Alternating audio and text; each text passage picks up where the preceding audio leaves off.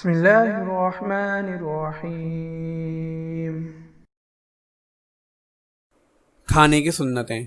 31ویں سنت، کھانے یا پینے کی چیزوں میں مکھی گر جائے تو کیا کریں؟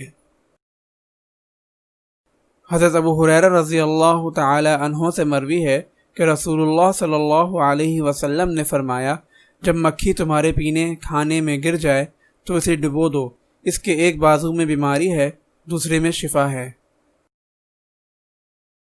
حضرت ابو سعید خدری رضی اللہ تعالی عنہ سے منقول ہے کہ آپ صلی اللہ علیہ وسلم نے ارشاد فرمایا، جب مکھی تمہارے برتن میں گر جائے تو اسے ڈبو دو، اس کے ایک بازو میں زہر ہے اور ایک بازو میں شفا ہے، وہ زہر والے بازو کو آگے بڑھاتی ہے اور شفا والے کو پیچھے رکھتی ہے۔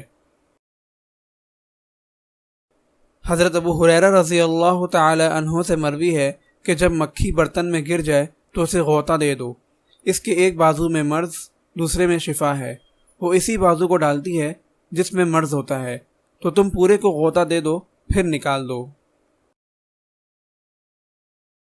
فائدہ: اس سے معلوم ہوا کہ کھانے میں اگر مکھی گر جائے تو پورا کھانا ضائع نہ کرے بلکہ یہ طریقہ مسنون اختیار کرے، اس سے نقصان کا اندیشہ ختم ہو جائے گا۔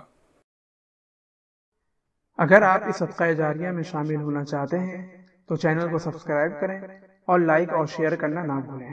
جزاک اللہ خیرا۔